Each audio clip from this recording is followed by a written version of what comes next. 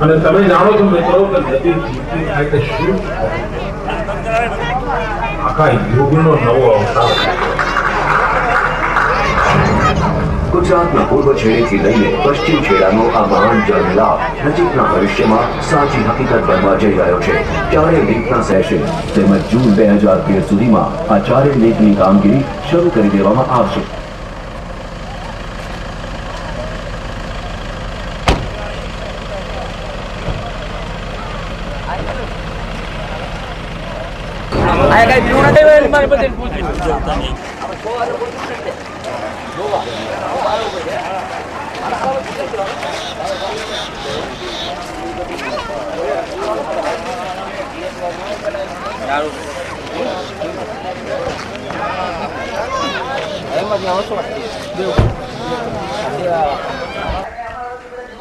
કાઢો કઈ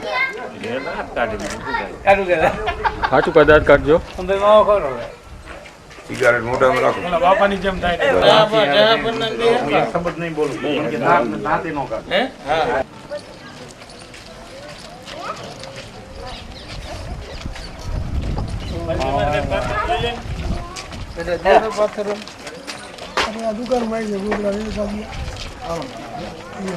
બેઠો તો જાય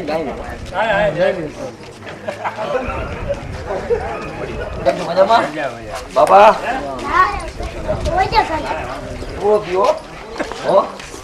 બોલ તમે કાલથી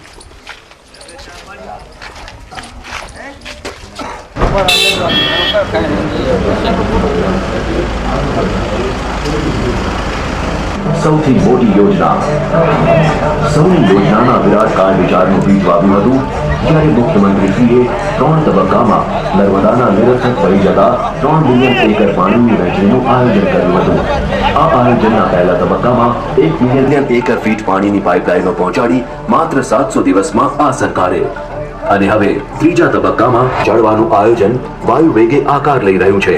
અગર જૂનાગઢ, અમરેલી અને પોરબંદર 1100 6 મહિનામાં ની બધી પ્રક્રિયાઓ પૂરી થશે. ટેન્ડરો નીકળશે, શિલાન્યાસ થશે, પણ આનો લાભ આમ વધારી ગયો છે. એક કામ ભરાઈ જવાના કારણે એની કેપેસિટી અડધી મારે મિત્રો આગામી આખું વર્ષ ટેન્ડર બન્યા ને એમાંથી એક તલાવ માંગે ઘન મીટર પાણીના જથ્થાનું વહન કરશે અને રાજકોટ નહેરોને ભરશે. આ 2 જિલ્લાના મોરબી, જોડિયા, પડઘરી અમારા બધા વડીલો, મિત્રો, ભાઈઓ અને બધા બહેનો ઘણી વાર આપણે આવતા ત્યારે ચૂંટણા પછી આવતા. આજે હું મારા માટે મત માગવા આવ્યો. છેલ્લી 4 ટર્મ થયા તમે જે સહકાર આપો એમાં એકાદા 2 કામ નહીં થયા હોય પણ એવું છોડવા માંગુ પછી આવતા દિવસો જે અધૂરા કામ એ પણ આપણે બાકી પૂરા કરશું. મોદી ખેલે હું આવ્યો હતો 6 મહિના પહેલા ત્યારે વાત થઈ હતી હાઈસ્કૂલની. મેં કીધું હતું કે હાઈસ્કૂલ કરી નાખો, બાકીનું જે જરૂર પડે અમારા પાસે લેજો, એ ગોઠવાનું નહીં. પછી હાઈસ્કૂલના 25 લાખ રૂપિયા મંજૂર કરી અને પ્લાન એસ્ટિમેટ કરે ચૂંટણી પછી 2-3 મહિનામાં આપણે એ કરી નાખીએ. હવે કામને રિપેર નહીં કરવું પડે, એ કામ પૂરું. રોડનું કામ દેવાઈ ગયું. પણ મારું એક સપનું છે કે નરેન્દ્રભાઈ આપણા દેશ ને દુનિયાની નજર છે કે પહેલી વાર આ 50 વર્ષના ઇતિહાસમાં ગુજરાતની ચૂંટણી લડતા હોય મુખ્યમંત્રી અને વડાપ્રધાનની વાત થતી હોય. આ પહેલી વાર દેશને અપેક્ષા છે કે અને ગુજરાતની સીટી વધારે આવે એ આપણે પ્રયત્ન કરવાનો. આ કામ લાગણી વાળું કામ ધારે ને તો 90% 95% થઈ જાય મને ખબર છે.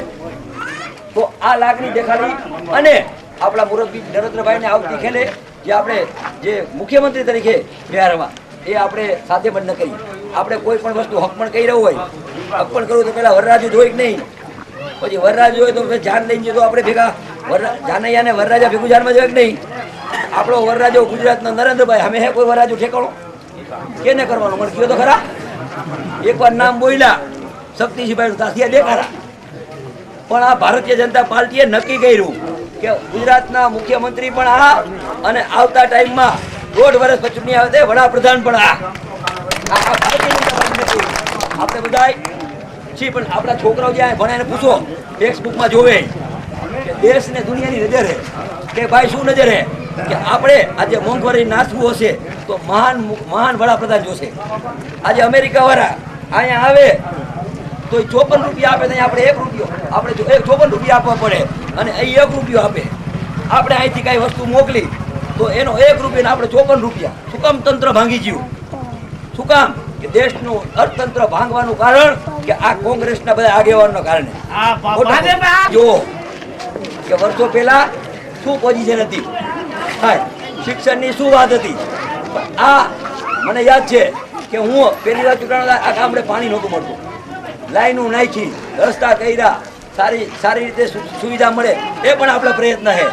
પણ આપણે સૌ સાથે મળી અને વધારે ભાજપના મત મળે એવા આપણે પ્રયત્ન કરશે. ભારત માતા કી જય, વંદે માતરમ.